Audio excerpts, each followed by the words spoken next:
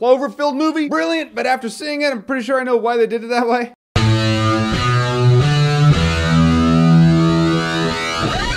The Cloverfield Paradox. So the Cloverfield Paradox, I guess, is a new Cloverfield movie? I knew that they were coming out with a new Cloverfield movie, didn't know it was today. Point is, in Cloverfield Paradox, there was this crew, they're in this facility in space, and in a world of crisis where the Earth is running out of energy, we're on the brink of war, they're up there trying to solve the energy crisis. If they can get this to work, they can have clean energy for Earth. Then it happens, and apparently Earth looks like it disappears. Now we have ourselves a sci-fi thriller. Thriller. Strong word. Now what I liked about the movie actually has some talent there. David Oyelowo, Daniel Bruhl, both great actors. The main girl, I can't place her. I know I've seen her before, but it does revolve around her, so she carries a lot of this movie, and she actually does a fair job. In fact, I'd say she does a good job. The script doesn't help her out at all, but she does a good job given what she has. And the movie does give you that intrigue. They find someone, and you're instantly like, how did that happen? So your brain starts circling. But for all the intrigue the movie gives you, it doesn't actually have payoff. Intrigue is actually a symbiotic union in a movie. It's the dance between the question asked and the answer received. These two intertwine together to give you a memorable experience. This movie doesn't give you that at all. It's like, here's a question. How is an arm crawling on the ground and apparently sentient? How can it do like the thinking thing? How can it write shit down when there's nothing attached to it? The answer? Cuz. Which works in the Addams Family because it's the fucking Addams Family. Doesn't really work here. Does weird pasted glue on the wall kill people? Does it not? The movie makes you ask these questions, gives you no real information. There are a lot of other leaps you have to take. I'm not gonna tell you here in case you don't want me to spoil it for you. The movie, I've already perused Twitter and I'm like, I said all these in my head when I was watching it. Comparisons to Life, comparisons to Grade B Twilight Zone, Grade B Outer Limits, Grade B Star Trek The Next Generation,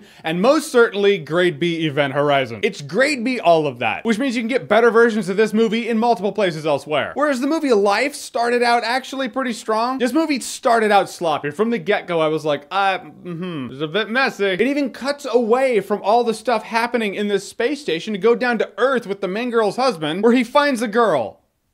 And they hide in this place. It really does nothing for the plot. I've never been so disappointed for a movie I didn't know existed yesterday. It's just the name Cloverfield, and I started liking what I thought Cloverfield was. Like Twilight Zone are a bunch of intriguing stories that really aren't linked. 10 Cloverfield Lane doesn't look like it's tied to Cloverfield, so I was like, oh, so Cloverfield, the word Cloverfield really means Twilight Zone. These intriguing sci-fi movies that really are not linked, but they're a modern day Twilight Zone. And this movie wants to go out of its way to be like, hey, we're a Cloverfield prequel. And doesn't really work for it, doesn't really do it any favors, because I think this is what happened with this. I think, if I'm theorizing, it was filmed to be its own sci-fi horror thing. Grade B one at that. This movie was headed right for the straight-to-DVD bin at Walmart. Then someone actually got the marketable and bright idea to make it a Cloverfield prequel, because any reference to Cloverfield does not come from the crew. The only references to Cloverfield come from this newscast that they're watching on a monitor. So they could have gotten Quinn from Blade, who's also Harvey Bullock in Gotham. They could have gotten him to talk in a camera and talk about the Cloverfield paradox. That's reference number one. The other reference is when Earth says that Earth to Cloverfield. So you could have just had a voiceover do that. Only references to Cloverfield at all. Then to puff up the movie for time, they filmed like a scene with the main girl's husband. Then in the end of the movie, you have this one-shot tie-in to the original Cloverfield. And now we have a Cloverfield prequel. Though all those pickups to make it tie in were filmed after the fact. I genuinely think, if I'm theorizing, this movie was not filmed to be a Cloverfield prequel. Guys, in the end, the Cloverfield paradox was an interesting concept that could have been done way better. This was a made-for-TV movie straight to DVD. This is Grade B, enter the title of a multi-dimensional space horror thriller here. And there you go, watch whatever you thought of instead of this. And I will say I'm not gonna remember the Cloverfield paradox in T-1 day. Yep, already forgot. Don't theorize in this movie, you're gonna get pretty let down by the end. Really, it's pretty cut and dry. Alright, so the Cloverfield paradox, have you seen it? What did you think about it? Whatever you think, comment below, let me know. And as always, if you like what you've seen here and you wanna see more, click right here to see more.